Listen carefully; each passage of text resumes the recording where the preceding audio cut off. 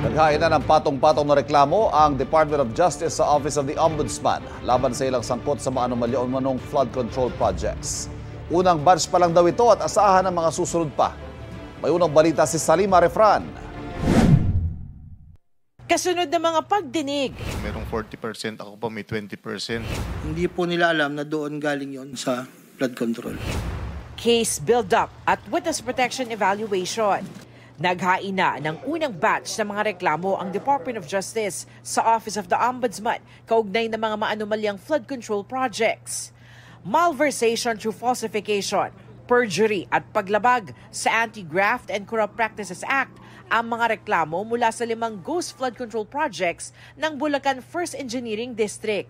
Kabilang sa inireklamo ang dating district engineer nito na si Henry Alcantara, mga dati nilang assistant district engineers na sina Bryce Hernandez at JP Mendoza at 5 pang ibang kawani ng district office. Kasama rin sa reklamo ang kontratistang si Sally Santos ng Sims Construction. Ayon sa DOJ, pinakamabigat na ebidensya laban sa kanila ay ang pag-amin ng ilan na nagsabwatan sila para paghati-hatian at ibulsa ang pondong nakalaan para sa mga hindi na itayong flood control projects. Ebidensya rin ang mga dokumentong pineke para palabasing may tinatayong proyekto kahit wala. Si Sally Santos umaming kumita rin dahil pinagamit ang lisensya niya bilang contractor sa mga taga-DPWH Bulacan engineers para sa mga kunyaring project. There were witnesses in the Senate investigation. May ginawa na sila mga pag-amin. Mayroon pang hindi kasi tinuturo Hindi pa tinuturo yung paakyat. Yun ang ating sinisikap gawin. There's really no project to speak of. So this is based basically on documentary evidence that has been gathered by the National Bureau of Investigation. Low-hanging fruit to. We call this the open and shut cases. Ayun ang tingin namin, open and shut cases kasi ghost Wala talaga nangyari, lumabas talaga ang pera, meron nakatanggap ng pera at wala namang lumabas na projects. Hanggang sa engineering district lang ang approval ng mga proyektong di lalagpas sa 150 million pesos gaya ng 5 kwine-kwestyong proyekto. Kaya puro mga opisyal lang nito at wala pang mamabatas na kasama sa inireklamo. Hindi rin kasama sa reklamo si dating DPWH Undersecretary Roberto Bernardo. Hindi pa umaabot kay Bernardo to. Hindi pa, parang hindi pa.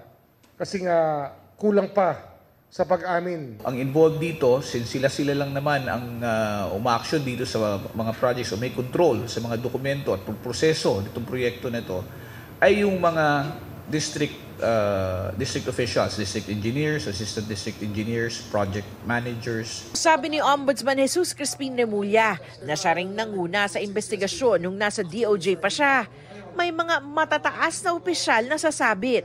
Batay naman yan sa mga bank document na galing mismo sa Anti-Money Laundering Council o AMLAC. May mga data na pumapasok unti-unti na talaga magpapakita na nagkabatuhan ng pera from one account to the other. Bank to bank po yung ibang transaksyon, kaya huling-huli. Marami pa raw iniimbestigahan kaya asahan na raw na marami pang ihahain na reklamo. Nag-a-apply para maging state witness ang mga taga-DPWH na sina Bernardo, Alcantara, Hernandez, Mendoza at mga kontratistang sina Santos at mag-asawang Diskaya. Sabi ng DOJ, patuloy ang evaluation sa kanila. Remember, tayo yung argabyado ang taong bayan. So yung mga nandehado, sila ang dapat sumunod sa panuntunan natin. Hindi sila ang nagdidikta ng kondisyon para sa atin. Ang kampo ni Hernandez at Mendoza, hindi na kinagulat ang paghahain ng mga reklamo.